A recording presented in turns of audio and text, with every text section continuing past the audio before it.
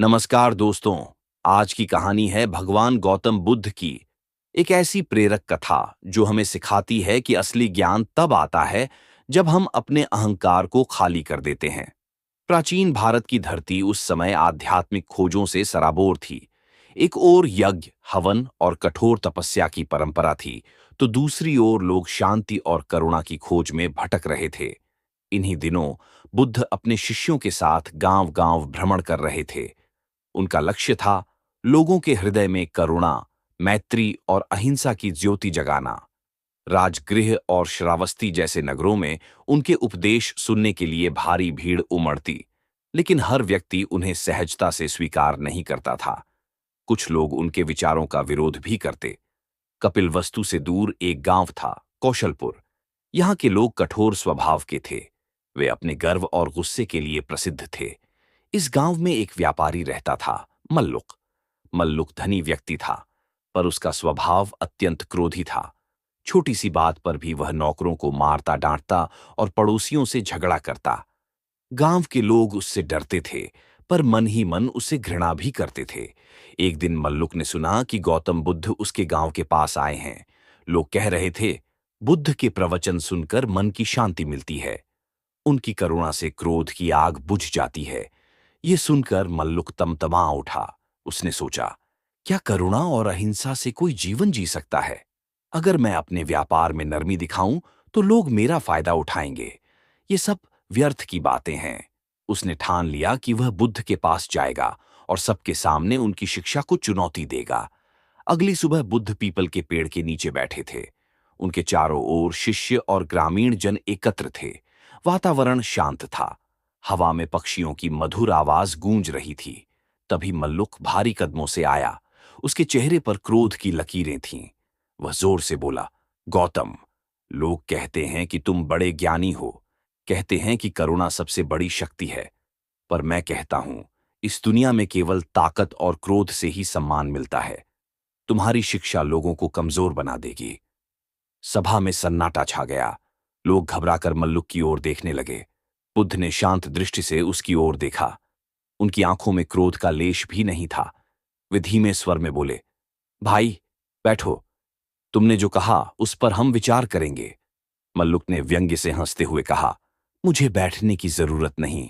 मैं तो केवल यह पूछना चाहता हूं, अगर कोई तुम्हें अपमानित करे, तुम्हें गाली दे, तो क्या तुम भी चुप रहोगे? बुद्ध ने मुस्कुराकर उत्तर दिया, हां, मैं चुप रहूंगा, क्योंकि गाली देना उसका स्वभाव है और शांत रहना मेरा। बुद्ध ने आगे कहा, मल्लुक, मैं तुमसे एक प्रश्न पूछता हूं। यदि कोई तुम्हें उपहार दे और तुम उसे स्वीकार न करो, तो वह उपहार किसके पास रह जाएगा? मल्लुक ने कहा, स्पष्ट है, वह उपहार उसी के पास रहेगा जिसने दिया। बुद्ध ने धीरे से कहा, ठीक वैसे ही, यदि कोई मुझे गाली देता है और मैं उसे स्वीकार नहीं करता, तो वह गाली उसी के पास रह जाती है। सभा में बैठे लोग बुद्ध की बात सुनकर अचंभित रह गए, लेकिन मल्लुक और भी क्रोधित हो उठा। वह चिल्लाकर बोला, तुम मुझे कमजोर दिखाना चाहते हो।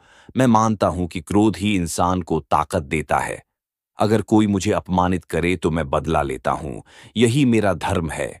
बुद्ध ने शांति से कहा, ठीक है मल्लुक, आज से 7 दिन बाद इस गांव के चौक में सबके सामने हम यह निर्णय करेंगे कि क्रोध बड़ा है या करुणा।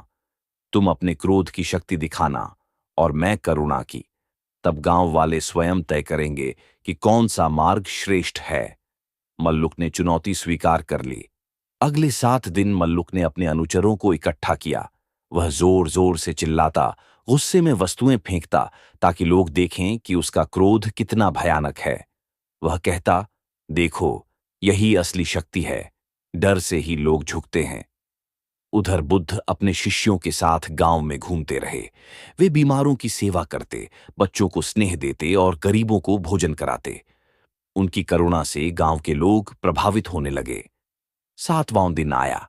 गांव का चौक लोगों से भर गया। एक ओर मल्लुक अपने सेवकों के साथ खड़ा था। चेहरे पर घमंड और आंखों में आग थी। दूसरी ओर बुद्ध शांत मुद्रा में खड़े थे। सभा आरंभ हुई। गांव का मुखिया बोला, आज यह निर्णय होगा कि कौन सी शक्ति श्रेष्ठ है, क्रोध या करुणा। मल्लुक आगे बढ़ा, उसने अपने सेवकों को आदेश दिया। वे ऊंची आवाज में अपशब्द बोलने लगे। मल्लुक ने गुस्से में एक मिट्टी का घड़ा उठाकर तोड़ डाला। फिर उसने जमीन पर लात मारी और दहाड़ा। देखो, यह है क्रोध की शक्ति। इससे लोग डरते हैं, इससे सब झुकते हैं। गांव वाले सहमे सहमे देखने लगे। अब सबकी दृष्टि बुद्ध की ओर गई। बुद्ध ने शांत स्वर में कहा, भाइयों, अब मैं तुम्हें करुणा की शक्ति दिखाता हूं। उन्होंने भीड़ में से एक बीमार वृद्ध को देखा, जो सहारा लेकर मुश्किल से खड़ा था। बुद्ध स्वयं आगे बढ़े, उसका हाथ पकड़ा और उसे पास बैठाया। फिर उन्होंने अपने शिष्य आनंद को कहा, उसे पानी दो। बुद्ध ने वृद्ध के पैर दबाए। उनकी आंखों से करुणा की धारा बह रही थी। भीड़ मौन होकर यह दृश्य देख रही थी। फिर बुद्ध ने धीरे से कहा, क्रोध ने क्या किया? घड़े को तोड़ दिया, जमीन को चोट पहुंचाई और सबके मन में डर पैदा किया। लेकिन करुणा क्या करती है? वह दुख को दूर करती है, थके हुए को सहारा देती है और दिलों में प्रेम जगाती है। सभा भाव विभोर हो उठी। लोग समझ गए कि करुणा की शक्ति क्रोध से कहीं महान है।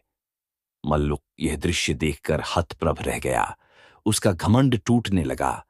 उसे लगा जैसे उसके भीतर की आग बुझ रही हो।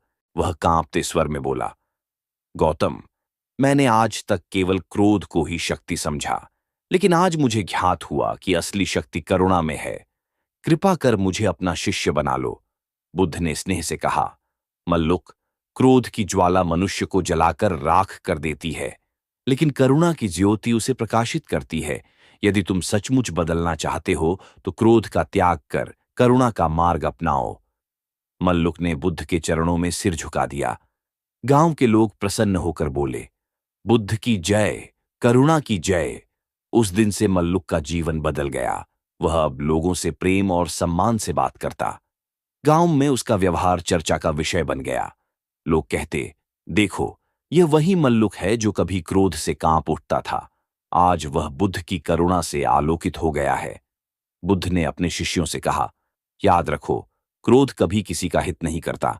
जैसे जलती आग में हाथ डालो तो हाथ जलता है, वैसे ही क्रोध में डूबा मन स्वयं को ही नष्ट करता है। केवल करुणा ही है जो संसार को जोड़ती है। दोस्तों, ये कहानी हमें सिखाता है कि क्रोध क्षणिक है, करुणा शाश्वत है।